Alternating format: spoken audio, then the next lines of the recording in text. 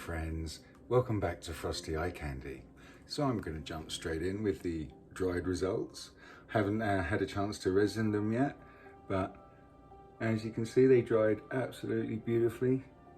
And just look at those lovely cells we have here, and then the beautiful kind of flip-flop fade of blue to violet with the twinkle there. I'll just give you a nice little close-up there too. So there we go. How did I get to this? Well, let me run through some colours with you.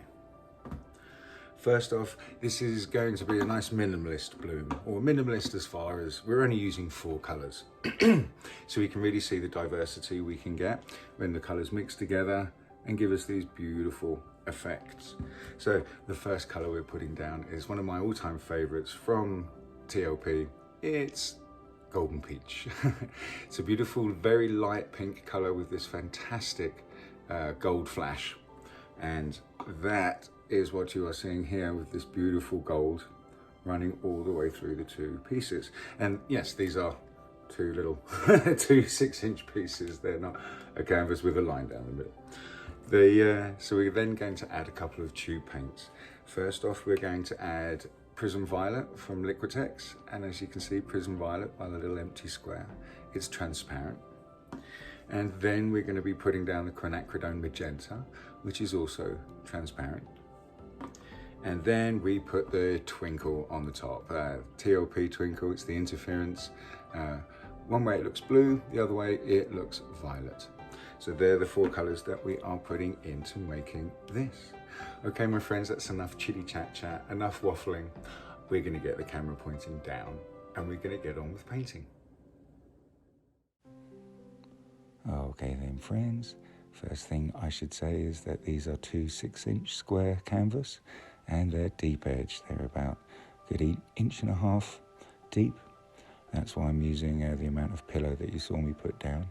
And with hindsight, I guess it was a little excessive, but I wanted to make sure that I had enough after spinning the piece that we had the edges covered nicely. Okay, so you can see me just spreading the pillow out with my palette knife. I know a lot of artists just leave the puddle of pillow to actually work on, but sometimes I've noticed a ring mark can be left after the piece is dried, and I put that down to the initial puddle just sitting on the canvas. But there we go, you can see I've spread it out nicely. Just make sure it's covering just the lip of the edge, and we're going to be ready to go. So please stick around for the end as well, because as this is a diptych 2 parts, I have been asked how you actually separate them, and especially with my 4-way split bloom, number 71, I believe. Stick around to the end because I show you how we actually separate the canvases hopefully without mucking up the design too much. So that's the first gorgeous colour down. It's the Golden Peach by TLP. Fantastic colour, and I really can't get enough of it.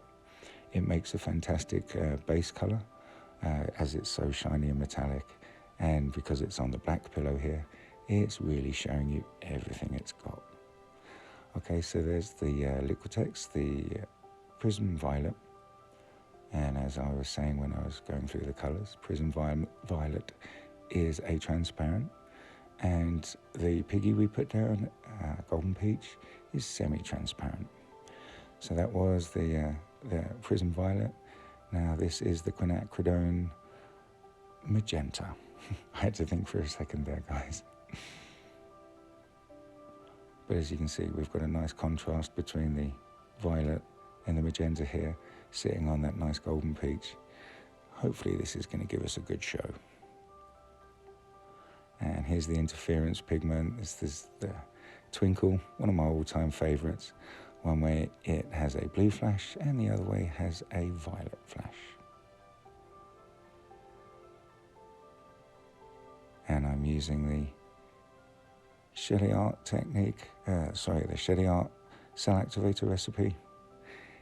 If you'd like to know what fluidart is, please follow the web address at the bottom of the screen right now.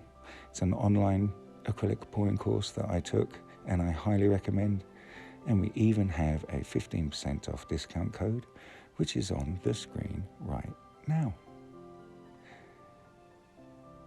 So as you can see, I'm just blowing the cell activator out over the colours, and we're getting some great movement because tricorn black is just a little bit thinner than I usually like. But here we go, as a nice close-up of the bloom.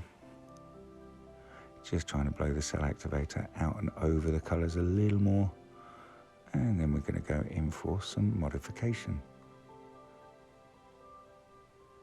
So I just like doing some subtle modifications, just a couple of little swirls and ins and outs here and there, just to kind of link the parts up that didn't really get blown out too well, and kind of link up the whole movement of the piece.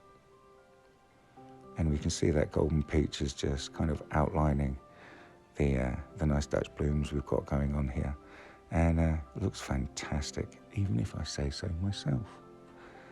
So as you can see, in places I just kind of pull the paint in and around to kind of follow the flow of the initial design. And there you go, just add a couple of little wispy bits out. Lovely. And while you can see me doing this, it's really giving us a good show of the golden peach and the two tube paints and then the twinkle working together. Only 4 colours, and it's giving us a really fantastic show. And like I said, especially on the black below, the interference pigments and the golden peach are really going to give us their best. So what I'm doing just here for all the people watching for the first time and the people still learning, it's called wetting the edges. Now, it's not essential every time, and especially if you work on a regular size, regular depth canvas. But as these are the exhibition grade, they're about 1.5 inches deep, I want to wet the edges just so when we spin the piece, the paint has an even chance to all move together out to the edge and float evenly down over the edge. But as I mentioned, it's not essential and it's not necessary if you're just working on the regular depth canvases. Here we go, that's looking rather fantastic. Oh, a couple more little modifications. There you go, see, sometimes pulling those nice little leaves out to give them a point, and then sometimes just pulling them in.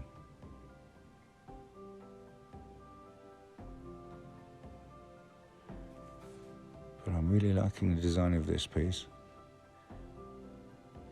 There we go. There's one of the modifications, just pulling in on one of the blooms.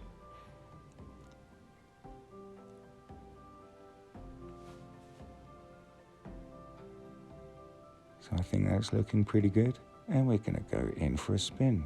Just moving the paint over a little bit, giving you a little bit of a show. And here we go for the spin. I always leave my spins in real time for our free lesson Wednesdays, just for the people that are learning, so they can see how long and how fast I spin the piece for. Here's a nice close-up. Wow. Pretty nice, not looking too shabby. And then we go for the second spin, the anti-clockwise spin. I'm not too sure how important it is to spin anti-clockwise then clockwise. It's just something I've always done to give the paint even chance with the both rotations. But that's looking pretty great. And here we go. So while we're taking a look at that, please join our new Facebook group, please, my friends, the Acrylic Crazy Train. Search us out on Facebook and please join us.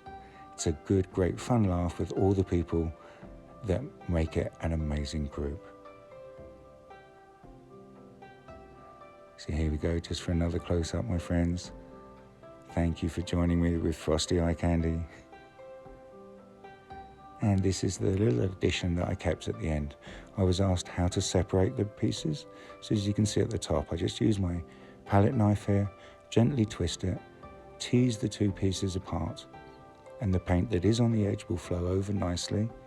And then you've got a little bit of excess. There you go, you can see me just moving them apart and then picking up some paint and covering the small edges that needed it. Thank you so much for joining me, my friends. Please like, share and subscribe. And as always, happy pouring.